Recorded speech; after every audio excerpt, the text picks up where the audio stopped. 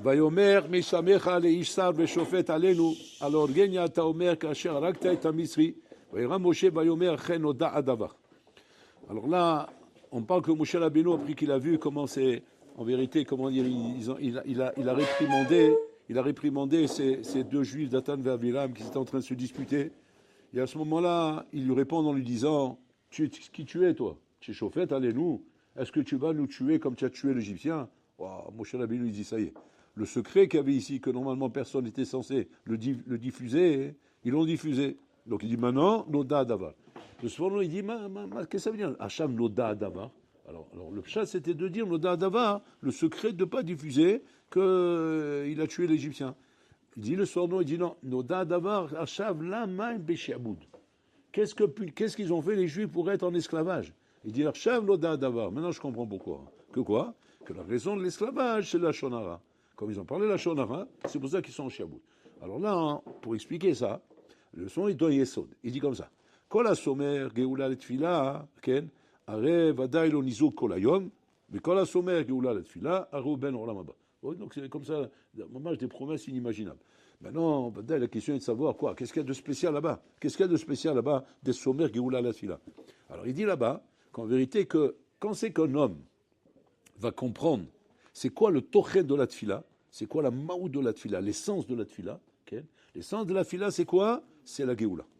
C'est-à-dire que tu ne peux pas arriver à rentrer dans la tfila si tu es bégalout. Tant que tu es bégalout, la tfila à toi ne veut rien dire. Toute la tfila ne commence que si tu es bégoula. Ça veut dire quoi ça? C'est quoi ce yesod là? Geoula, galout. C'est quoi être galout? Alors, il faut comprendre c'est quoi le chat. Et là-bas, il explique les Mfarshim comme ça, il dit comme ça. Qu'en vérité, quand tu demandes maintenant la Géoula, tu demandes que le Mashiach vienne, etc., on a tendance à demander, effectivement, que Bolam il règne dans ce monde, qu'Hachem remette sa malchoute en place, La question est de savoir, qu'est-ce que tu demandes derrière ça? Quel est ton objectif derrière tout ça? Et quand on se rend compte, on se rend compte que le Ben Adam, ce qu'il demande réellement, il demande en fait Olamazé.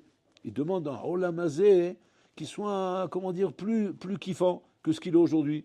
Parce qu'aujourd'hui, c'est vrai que le Olamazé, il est, comment dire, dangereux, il n'y a pas d'assurance, il n'y a pas de sécurité, on est menacé, il peut y avoir des guerres à tout moment, il y a que des sarotes, il y a beaucoup de sarotes. Le Olam, il est plus de sarotes qu'autre chose. Donc c'est vrai que quelque part, on aimerait bien que le Mashiach vienne, au moins pour que le Olamazé soit plus noir.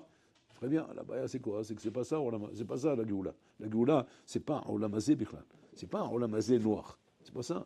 La Géoula, c'est Gvar Bichlal, c'est Malchut Shamaim. C'est Gvar lo Olamazé. On est dans une autre Prina Bichlal. C'est quoi cette Prina? C'est un Prina Pachout où Hachem y règne. Hachem y règne, c'est-à-dire qu'il n'y a plus cette notion de Olamazé. Tu n'es plus dans un repère de Olamazé avec sa Kashmiout, avec ses Inyanim. Bien sûr, tout en accord avec la Torah. On parle à Kol Birshut Torah. Mais les Maazé, c'est pas Malchut Hashem. Malchut Hashem, c'est quoi? C'est que la volonté d'Hachem règne dans le monde. C'est quoi la volonté d'Hachem dans le monde? C'est-à-dire qu'on te voit traîner dans la rue, le navire à Makom, il te tire les oreilles. Il dit, qu'est-ce que tu fais là? Pourquoi tu prends Beta Midrash? Shem Tilmad, comme ça se passait à l'époque du Navi. À l'époque du Navi, un bonhomme ne traînait pas dans les rues. Et si le bonhomme il traînait dans la rue, c'est parce qu'il devait aller voir le médecin. Une femme, elle sortait pas dans la rue. Il n'y a pas de femme dans la rue. Le Rambam, il ramène Balachot Ishut là-bas, qu'une femme qui sortait plus qu'une fois par mois pour aller chez le médecin, ça n'est pas sorti genre une fois par mois pour aller se promener, pour aller chez le médecin, elle s'appelle Proutsa, comme c'est dit le Rambam. Elle s'appelle Proutsa, c'est-à-dire c'est une femme, dévergondée. Mais aujourd'hui, elles sont tous. Ils sont toutes dévergondées. C'est Nora Bayom. C'est quoi ça, Arbotaï? C'est pas chaud, c'est la shpa du monde goy sur le monde juif. C'est le monde goy Kaviachol a été mashpia sur le Olam Hayoudi et a rentré des mœurs où la femme elle sort. La femme elle est émancipée, elle sort, elle travaille, roulé. Mais tout ça, Arbotaï, c'est Olam Hazé, même s'il est Birchuta Torah, comme aujourd'hui. Aujourd'hui, tiens, les femmes elles travaillent. Même la Vrichim, leurs femmes elles travaillent. Elles travaillent, elles vont dans des boulots, soit elles travaillent à la banque, elles travaillent dans high-tech, elles travaillent dans des trucs de commerce, l'homme chané où elles travaillent. Mais ça entraîne quoi, ça, Rabotaï? Tu veux ou tu veux pas? Ça entraîne automatiquement, Rabotaï, la pritsout, le manque de sniout. C'est parce qu'une femme, quand elle travaille, elle ne peut pas aller travailler qu'un foulard. Il faut qu'elle se mette une perruque. Et pourquoi une perruque? Parce qu'il faut être belle. C'est normal. Je travaille, donc je suis émancipé, donc il faut que j'ai une perruque. Et après, C'est un perruque qui commence à s'allonger, enfin le rideau. Ouais. C'est-à-dire, tu tires le bras, donc la perruque elle s'allonge, mais quand tu tires le rideau, après le bas il monte. C'est-à-dire, il y a le truc qui descend en haut, mais après le bas il monte. Donc quand la perruque elle devient longue, le bas il faut qu'il soit en accord avec le haut. Ouais. Tu peux pas mettre une robe genre jusqu'aux chevilles avec une perruque d'Hollywood. Donc qu'est-ce qu'il faut? Donc il faut une jupe qui soit en accord avec ça. C'est quoi une jupe qui soit en accord avec ça? Une jupe qui monte un peu plus. Donc c'est-à-dire la jupe se raccourcit et la perruque s'allonge. C'est-à-dire tarte et desatré. C'est les deux mamash. Tout ça c'est quoi Rabotai? C'est le olamazé, Pachout, c'est le olamazé gashmi, Pachout, chez ou prinat galout. C'est prinat galout. Donc c'est-à-dire c'est quoi la galout en fait? Si on résume les choses, la galoute, c'est pas juste, c'est l'éloignement d'Hachem. Tu es loin d'Hachem. Maintenant, tu vas dire, ouais, mais je respecte la Torah, je respecte les misot. On mange kasher, on mange ça, on mange ça, on mange ça. Ouais, c'est quand tout vient fait. Ça, c'est ce que tu as fait avec la Torah d'Hachem. Hachem va dire, qu'est-ce que vous avez fait avec ma Torah pendant ces 2000 ans de galoute? Vous avez fait de ma Torah, ouais, un système. Mais ce système, il est bien, ok, mais c'est pas Hachem, ça. C'est pas ça, se rapprocher d'Hachem. Se rapprocher d'Hachem, Rabotai, c'est quoi? C'est pas juste, c'est respecter la rouchaniout qu'il y a dans la Torah. Pas la gashmiout qu'il y a dans la Torah. Parce que dans la Torah, on peut trouver de la gashmiout, hein, aussi bien que dans la gashmiout proprement dite, Rabotai. Tu prends ton Shabbat gashmi, tu prends tes fêtes gashmi, tu prends ta vie gashmi, comment dire, ta vie familiale, ton couple, ta mislat abaït, la mislat abaït qu'on fait avec gashmi, tu peux rendre tout ça gashmi. Tout ça, bien sûr. Tout ça, Birchut Torah, avec le tampon caché, bien sûr. Comme une fois un rab, il avait dit, on a réussi à rendre Benebrak Dizengoff avec Kasher. On a rendu Tel Aviv avec Kasher. C'est Benebrak, Tel Aviv avec Kasher. Là, tu vas dire, et alors, ici c'est Moutar, Mabaya. Tu as raison, seulement ça s'appelle Galout. C'est-à-dire que la Galout n'est pas comme nous on croit, Rabotai. Nous, on a cru que Galout, c'est quoi? C'est être assimilé, vivre comme les goïms, ne pas avoir de Torah, ne pas avoir de misot. Oh, il a nous, on est en Galout, on ne respecte pas la Torah, on ne respecte pas de misot. C'est faux, Rabotai. Ça, c'est pas la Galout, ça, c'est. Maintenant, c'est chez Chinook, chez Nishba, ça. On ne parle pas celui-là. Maintenant, on parle du Olam HaTorah, Rabotai, qui est en Galout. Le Olam HaTorah en Galout, ça veut dire quoi, ça? C'est quoi le pshat, Rabotai? Le pshat, tout simple. C'est que quoi? C'est qu'en fait, tu as tout rendu gashmi. Ce qui est normalement censé être Rouhani, tu l'as rendu gashmi. Tu as rendu tout ça gashmi, Rabotai. Quand tu vois maintenant les Maasé, comment de plus en plus, Rabotai, on cherche à améliorer. Améliorer quoi? Notre niveau gashmi. Pas notre niveau Rouhani, notre niveau gashmi. On cherche à améliorer, Rabotai. C'est-à-dire qu'avant, quand tu rentrais dans la maison d'un Talmid Chacham, ouais, tu voyais une maison Rouhanite. Tu voyais une maison Rouhanite, Rabotai. Nous, on passait Shabbat chez Rafrakin, Rabotai, on savait, il ne faut pas toucher à la table. La table chez Rafrakin, elle est mouxée, ouais, mais Hamad Goufo, c'est le mouxé le plus hamour. Ouais, il ne faut pas toucher. Pourquoi? Maintenant, les bruits ne comprenaient pas. Ils disent, mais qu'est-ce que tu racontes? La table, elle est mouxée. La table, c'est pas mouxé. La table, c'est un kilichim toilettaire. C'est pas mouxé, la table. Qu'est-ce que tu racontes? Alors, même les fourchettes, elles sont mouxées. Les assiettes, on ne mange plus. On regarde. Je dis, non, on veut dire par là qu'il ne faut pas la toucher. Ok, alors pourquoi tu dis mouxé? Pour que tu comprennes qu'il ne faut pas la toucher. Je dis, mais pourquoi il ne faut pas la toucher? Parce que la table de la vraie, c'est connu. Si tu la touches, elle tombe. Si tu la touches, elle tombe. Elle tient sur un fil. C'est un S. C'est un S qui tenait debout. On s'asseyait à la table comme ça, on chantait, rien que la vibration des chants, elle dansait à la table avec nous. Comme ça, des chants de Shabbat, elle dansait. Et nous, avec les barouilles, on rigolait à chaque fois. On dit, regarde, la table, elle danse avec nous. C'est incroyable. On la touchait pas, on faisait attention. On mangeait comme ça, doucement. Maintenant, une fois, à la Ben Chakit, on lui a offert, parce qu'on a vu qu'elle n'avait pas des jolis pots pour mettre le café, le sucre, des trucs. Alors on s'est cotisé. On savait que c'était l'anniversaire de mariage. On leur a offert tout un set comme ça. C'est un set avec des pots comme ça pour mettre le café, le sucre, les épices, le camoun, le ksbora, le persil, le pitrosilia, de quoi mettre des choses, quoi. Donc on est venu avec ça. Et nous, il dit, Mazé, on dit, c'est les pots pour mettre le café. Il dit, venez voir où je mets. Alors, qu'est-ce qu'il nous a montré? Bon, nous, on avait vu ça. Qu'est-ce qu'il nous a montré à la bouteille?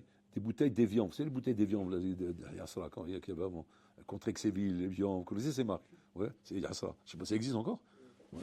Alors, qu'est-ce qu'elle faisait à la bouteille? Elle prenait la bouteille, elle a coupé comme ça, une fois qu'elle était vidée, et comme ça, avec le fond de la bouteille, elle mettait tout ça. Et toute sa maison, c'était des trucs comme ça. Le sifflet de la fac, c'était quoi? C'était des cartons. Des cartons comme ça, pour on passait un sur l'autre, et comme ça, ils mettaient des livres. Alors maintenant, on dit, mais Rabbanit, mais aujourd'hui, il faut vivre dans son temps. C'est fini, ça c'est quand on est, comment dire, de passage. On est de passage, alors bon, on est quelque part, alors qu'est-ce qu'on fait? On prend n'importe quoi, on prend une bouteille en plastique, n'importe quoi, quand vous êtes sur l'aéroport, hein, vous êtes en train d'attendre un avion ou quoi. Je ne vais pas commencer maintenant à t'investir maintenant, ouais, sur un porte-manteau pour mettre ton imperméable ou quoi. Attends, je vais à Ikea, je vais mettre, qu'est-ce que tu vas faire? Mais on attend l'avion là, oui, mais ça va, on a 2 heures d'attente, je vais vite aller à Ikea, pourquoi faire? Parce que j'ai acheté un porte-manteau pour pouvoir mettre mon manteau avec un cintre, il faut acheter un cintre, c'est des cintres, et pour mettre mon chapeau aussi, un truc comme ça pour mettre le chapeau verrouillé, et aussi pour mettre mes chaussures, il y a un truc spécial là, pour mettre les choses verrouillées. Et après, je vais mettre un truc, je vais acheter ça. Celui qui va t'entendre, il va dire, tu es ma boule ou quoi? Il dit, mais pourquoi, qu'est-ce qu'il y a? Mais dans 2 heures, on prend l'avion. Qu'est-ce que tu vas rentrer tout ça dans l'avion? Ah ouais, tu as raison, j'ai pas pensé. Quoi, vraiment? Ben oui, c'est comme ça. Comme ça, il lui dit, Rafrakin, il dit, moi je suis de passage ici. Qu'est-ce que vous voulez de moi? Qu'est-ce que je m'installe ici? Je vais m'installer dans ce monde. On tombe à la renverse à Botaï. Ça s'appelle à Botaï, vive la Géoula. Vivre la Géoula. Pas chaud, vivre la Géoula. C'est quoi vivre la Géoula? Alors nous on croyait comme ça, que Pshal, vive la Géoula, c'est quoi? C'est ben que le Mashiach est venu. Non. Avant la Géoula Klalit, il y a la Géoula Pratit. C'est quoi la Géoula Pratit? Que j'ai compris la matara de ce monde, j'ai compris ce que je fais dans ce monde. Je ne fais pas la tête, moi je suis pas là pour, comme il disait le Chafetz Chaim, pour tapisser les murs avec des dapim de Gemara. Comme ça, une fois le Chafetz Chaim, il est rentré chez un bonhomme très riche, il a dit, je ne savais pas qu'on tapissait les murs avec des dapim de Gemara. Il dit, c'est tapisserie dernier cri, vous rigolez quoi? C'est modèle italien, ça coûte très cher ça. Je sais. Pour ça que j'ai dit, tu tapisses tes murs avec des dapim de Gemara. Parce qu'en vérité, pour tapisser comme ça, il a fallu travailler, il a fallu étudier, il a fallu faire du boulot, il a fallu t'investir, il a fallu tout ça. Tout ça, c'est des dapim de Gemara, tout ça.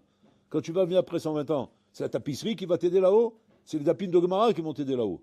Mais pour ça, il faut que ton temps soit réservé à ça, que ton temps soit par là-bas. Qu'est-ce qu'on fait, Rabotaï? Quel est le sol pour qu'un homme il ait la force de ne pas se laisser embrouiller par le gashmi, pas laisser séduire par le gashmi, et d'arriver à garder sa tête claire, Rabotaï, de savoir que quoi?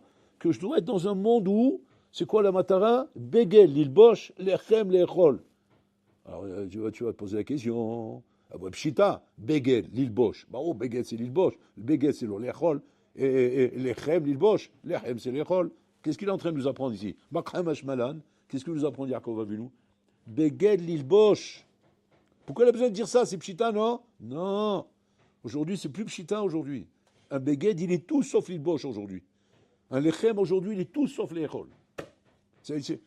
On n'est plus là-bas. Tu t'achètes pas un costume pour t'habiller aujourd'hui. Aujourd'hui, tu achètes un costume pour paraître, pour donner un style, pour montrer quelque chose. Ta paire de chaussures, c'est pour montrer quelque chose. Ta chemise, c'est pour montrer quelque chose. Ton t-shirt, c'est pour montrer quelque chose. Ton pantalon, c'est pour montrer quelque chose. On n'est plus au stade, c'est ça la galoute. Ton chapeau, bon, il n'y a plus de chapeau. Ta casquette ou je sais pas quoi. C'est-à-dire tout, ta coupe de cheveux, tout inanime. C'est-à-dire, c'est ça la galoute, tes lunettes, c'est ça le truc. La galoute, c'est quoi la beauté? C'est que tu as complètement déformé la matara de ce que de moment devait être ce monde. Ce monde est un prosdor. Il faut constamment qu'on voit chez toi un prosdor. Quand c'est que je sais que tu es Ben Olamaba, quand c'est que je sais que tu vas prendre l'avion, quand je te vois dans la salle d'attente. Mais quand je te vois en train de tourner, tu n'es plus dans la salle d'attente. Ouais. Tu es installé dans un restaurant où on te voit maintenant même sortir de l'aéroport, partir, etc. Pour moi, c'est pas chaud. Tu ne vas pas prendre d'avion. Ce bonhomme-là, quand il irait son avion, il est beaucoup plus tard, il est demain ou après-demain. Il ne part pas maintenant. Il n'est pas sur le point de partir. Quand c'est que je vois un bonhomme qui est sur le point de partir, c'est un bonhomme qui ne bouge pas. Il est là-bas, il attend. Il attend chaque instant qu'il va partir à Botaï. Ça, c'est Prinat Olamazé, la vraie Prinat du Olamazé, qui est une Prina qui réellement nous amène à la Géoula. Mais pour ça, c'est pas possible. Donc regardez bien. Le Sforno, il met Haddesh, qu'en vérité, que Somer Géoula la Tfila, c'est-à-dire que la Chana la Tfila, c'est la Géoula. Tu ne peux pas prier, faire ta Amida, et prétendre la faire Bekavana, si tu n'es pas encore Begéoula. Si tu es Begalout, c'est-à-dire ta tête, elle est plongée dans le Gashmi. Elle est plongée dans des ambitions gashmites, etc. Ben, ta prière, tu ne pourras pas la faire. Pourquoi? Parce que ta prière, c'est quoi? Ta prière, c'est manifester quoi? La Malchut d'Hachem dans le monde. Mais la Malchut d'Hachem dans le monde, elle n'est pas là. C'est pas ce qu'elle t'encourage, la Malchut d'Hachem. La Malchut d'Hachem, c'est quoi? C'est Kamat Alomed, combien de tapim tu fais, combien de gmarot tu as terminé, combien de tfilot tu fais, combien de misot tu fais. C'est ça, Rabotai, la carrière dans le vrai, dans le émet, et pas la carrière dans le sheker. La carrière dans le sheker, Rabotai, c'est quoi? C'est la klala de Adam Arishon, quand on a rendu ça, Rabotai, le lechatrila du monde. Alors que c'est le Bediavad du Bediavad, qui est la klala de Adam Arishon. Et on a reçu ça, Rabotai. Donc dans ce cas-là, tu n'es jamais sommer Geoula la tfila. Tu es sommer Galout la tfila. Quand tu es sommer Galout la tfila, hein, donc ta tfila, c'est une tfila de Galout. Ouais. Maintenant, c'est quoi Galout? Galout, Rabotai, c'est la Shonara. Quel rapport Galout avec la Shonara? Parce qu'en vérité, la Shonara, c'est quoi, Rabotai? La Shonara, comme il dit ici, c'est le dévoilement d'un sod. Dévoilement d'un secret. Quelqu'un t'a dit quelque chose. Ou bien tu as été témoin de quelque chose. Ou tu as vu quelque chose. Et normalement, tu ne dois pas diffuser des choses pareilles. Tu ne dois pas en parler. Parce que ça fait du mal à la personne. Tu es censé garder ça pour toi. Maintenant, même plus que ça, tu es censé même la doule des kafsrout, juger bien, porter un bon jugement, pour ne pas mépriser la personne. Si maintenant tu n'es pas capable de ça, c'est-à-dire que ta langue est fourchue comme un serpent, et qu'au lieu de parler du bien, tu parles du mal, et tu te mets à mamash avant un lachon hara. Lachon hara. La shonara, dit le Chafetz Chaim, c'est pas comme nous on a compris, la shonara, c'est genre la la shonara parce que tu parles de religion. Non, ça c'est une totsa, ça. Mais la totsa qui amène au la shonara, c'est quoi, Rabotai? C'est la chitsoniout. Tu es chitsoni. C'est quoi chitsoni? C'est galout. Tu es olamazé. Tu es un ben olamazé. Tu n'es pas un ben olamaba. Un ben olamaba, c'est d'ici qu'on le voit. Comment on le voit ici? Tu n'es pas dérangé par le gashmi. Le gashmi ne te dérange pas. Il y a pas. Dérange pas. De toute façon, c'est quoi? C'est un béguet pour s'habiller, c'est un pain pour manger, c'est tout. On peut se rassasier avec un bout de pain? Oui. Ouais, non, mais moi je peux pas. Qu'est-ce qu'il faut à toi? Non, il me faut du Nutella, il faut des trucs, il faut le steak, il faut l'entrecôte, il faut ça. Ok, c'est bien si tu l'as, ok, ça agrémente un petit peu. Mais ne fais pas ça, les ikouvins. Les ikouvins, ça veut dire quoi? Ça veut dire que ça gâchait ta vie dans ce rolamazé? Si tu n'as pas tout ça, bah, maintenant tu as l'impression de mourir dans ce monde. C'est plus Adam qui a moul be'olel, c'est Adam qui a moul bagalout. Chez Mishmor, Rabotai. C'est ça la baya. Tu es complètement à côté de tes pompes, toi. Tu es complètement perdu. Tu t'es perdu dans la galoute. Et ça, Rabotai, c'est ce qui amène au Lachonara. Donc le Lachonara, Rabotai, la ta'ava de parler Lachonara ne vient pas simple chez un homme. C'est un virus qui s'attrape lorsqu'on est un ben galout. Quand on est un ben galout, automatiquement, on a tendance à parler Lachonara. Comment on voit ça, Rabotai? On voit pas shoot. Ça commence d'abord par nivoulpé. Ça commence par les sanoutes, des chariades qui ne sont pas toujours bamakom.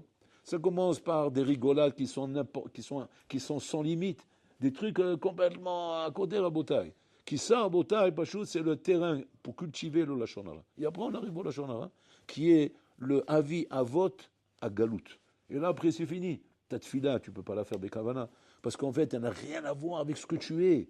Toi et la tfila, c'est deux. David Ameller qui se vantait. Vani, tefilati. Ve'ani tefilati. Je suis ma tfila. En tout cas, ça veut dire, c'est quoi ça? Moi, comment là? Ve'ani tefilati. Je suis ma tfila. C'est-à-dire qu'il s'identifie à la tfila. Je suis un maout de tfila. C'est-à-dire qu'il disait Rabban de Kotler, quand on lui posait la question, on dit comment on fait pour prier Bekavana Kvodrav? Ma sod, c'est quoi le sod de prier Bekavana? Il dit le sod de prier Bekavana, Ve'ani tefilati. C'est devient une tfila. Comment on devient une tfila? Géoula et pas galout.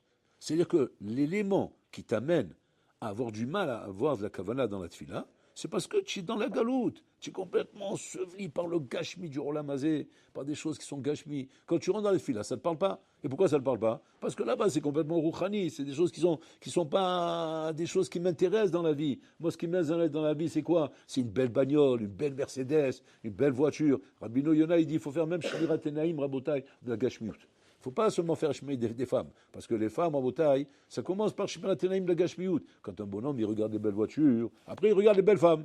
Bon, des fois l'envers, ça dépend. Mais chacun avec sa maladie en bataille. Mais la maladie, c'est quoi? C'est ça la maladie. Tu ne cultives pas la rouchaniout. Tu ne vis pas dans la rouchaniout.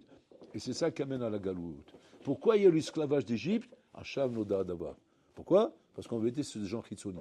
Et de là, il dit Rabbeinu Yonah chidouche. Il dit qu'est-ce qui fait qu'un ben Adam qui entend par exemple une sirat moussar, ou il entend un chidouche moussari, quelque chose de fort, quelque chose de puissant comme ça. Et le bonhomme à ce moment-là, il sent une itorerut atsuma. Il sent un éveil, wow, ça m'a secoué ce truc-là. Ça m'a secoué, ça me parle. Et qui voit que quoi? que très rapidement, ça disparaît. L'effet disparaît rapidement. Il demande à Rabbi Yonah, ma si bas l'écart. Pourquoi c'est comme ça? Alors, il y a eu une autoroute ici, il y a eu un éveil. Pourquoi cet éveil, il ne donne même pas un fruit? Pourquoi il est stérile cet éveil? Il ne donne même pas un fruit, c'est-à-dire il est complètement stérile. Au moins un fruit, on n'a pas dit que donner beaucoup, mais au moins un fruit, quelque chose. Au moins que tu fasses une bracha bekavana après ça.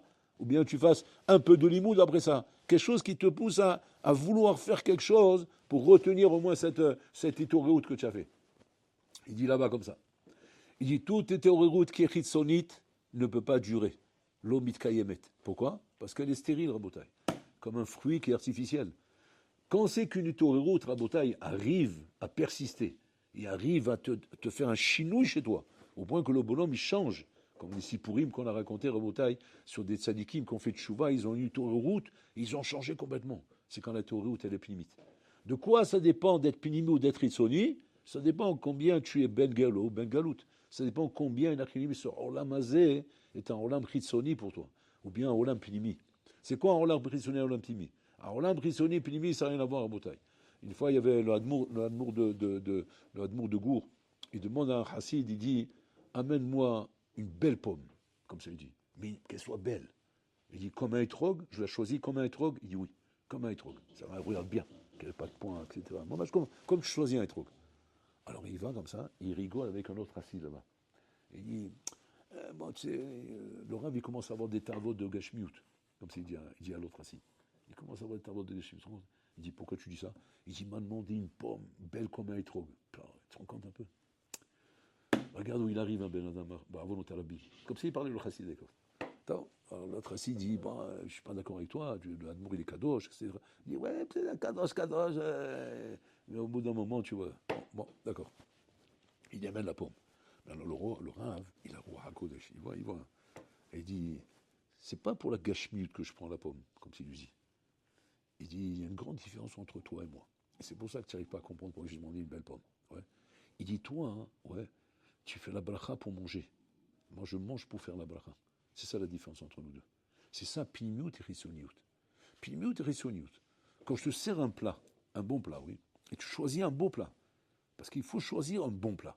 La question est de savoir, si tu es rissoni, c'est le bon plat pour le bon plat. Et tu fais la bracha, parce qu'il faut faire la bracha pour manger. Mais c'est pas que tu manges pour faire la bracha. Maintenant, quand je mange pour faire la bracha, c'est pinimi. C'est-à-dire quoi? Au contraire, je vais manger un bon plat. C'est extraordinaire. C'est-à-dire qu'en vérité, il n'y a pas de hitnagdou de la Torah de manger un bon plat, de manger quelque chose de bon. Si jamais il a mis cette chose-là est le prétexte pour faire une bracha. C'est-à-dire au contraire, je veux faire une belle bracha, et donc la belle bracha, je la fais quand? Quand j'ai un bon plat devant moi. D'où on apprend ça? Du Yisraël Avinu. Yisraël Avinu, qu'est-ce qu'il lui dit à Esav? Amène-moi matamim, du gibier, du bon gibier comme ça, de la viande. Esav, qu'est-ce qu'il s'est imaginé? Il dit, Msken, papa, il prend de l'âge, il commence à avoir des travaux. Alors qu'en fait, il n'est pas là, Yisraël. Où il est, Yisraël? Il veut lui faire une bracha.